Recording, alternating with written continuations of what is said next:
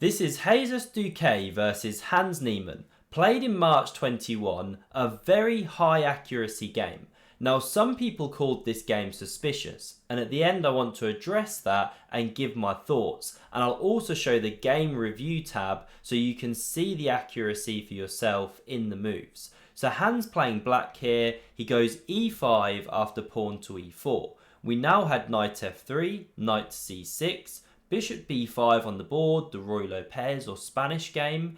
a6 kicks the bishop, and we didn't see this exchange variation here. Instead, the bishop drops back, main line, knight to f6, castles from white, and now black goes for bishop e7, this closed way of playing, not bringing the bishop to c5, rook e1 from white, and now b5 breaks this pin of the bishop against the knight, because once this rook defends the e-pawn, well, now there really is a threat to win a pawn after you've eliminated the knight.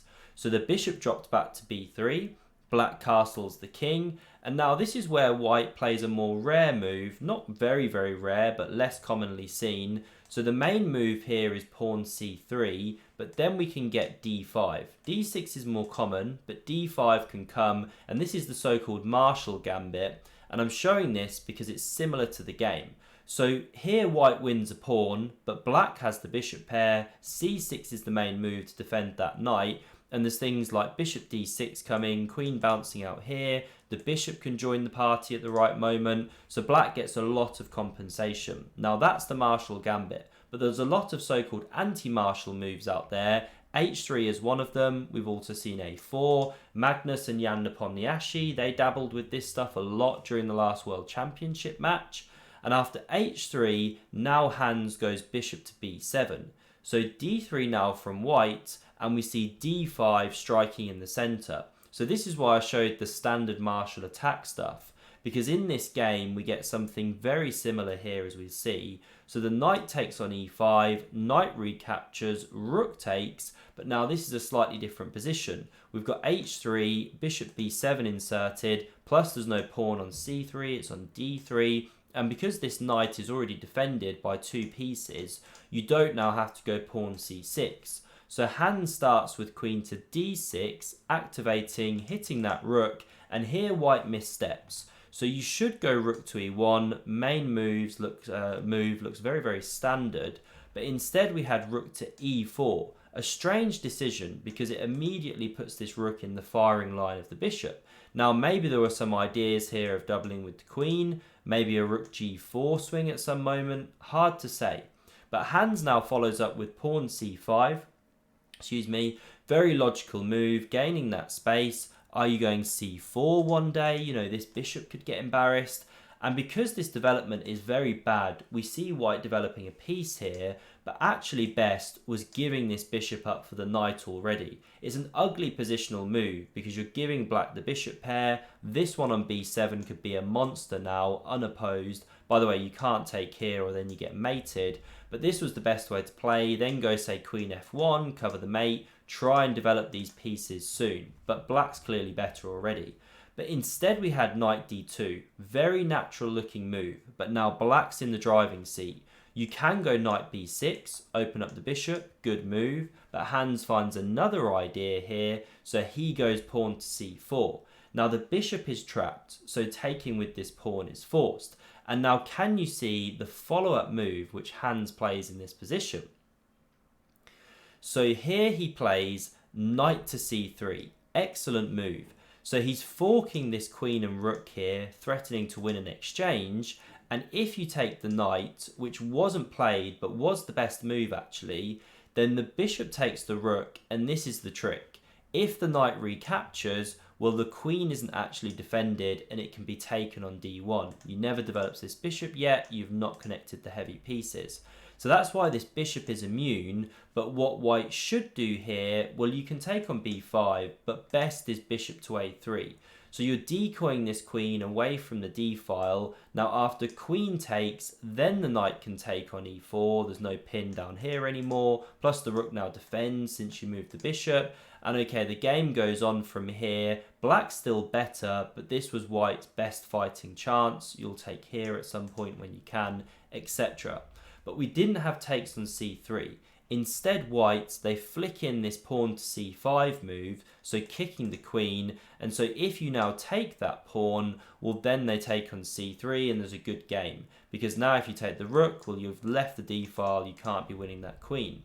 So we didn't see the pawn taken, instead the queen drops back, it came back to d8 here, and this is precise. Because say you go to d7 for example, well now the rook can actually take and it picks up a tempo on the queen. So there's no time to win the white queen, you lose your own queen, white's better here. So that's why queen to d8. Now if takes, well you win the queen, there's no time for that. So instead we see the knight now being taken, now we see takes on e4, still the knight is pinned to the queen, and so the bishop develops to a3, and now bishop b7 drops back, and it comes to b7 and not c6, so that the queen can later sit there, create the battery, threaten mate. So now c4 was played, and this isn't the best move by the way. Better was to go knight f1, manoeuvring to e3, but okay, c4. Often you want to keep queens on the board when you're trying to mix it up, you're worse, you're in exchange down. And now this is probably the move that white overlooked. So can you find the best move for black in this position after c4? So here Hans played pawn to b4, great move. That pawn's actually immune, because if you take it, there's a5, bishop goes a4, and this bishop's embarrassed, it's just a big pawn stuck in by all of its own pieces.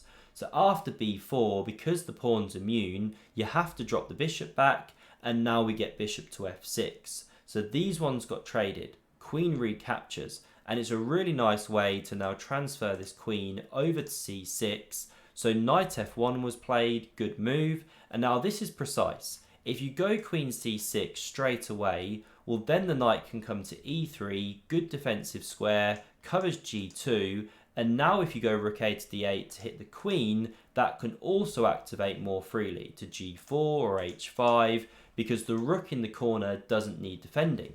Now why is that relevant? Well, when you start with rook a to d8, the queen can't bounce out to g4 or h5, because then you take this one in the corner, that's of course completely lost.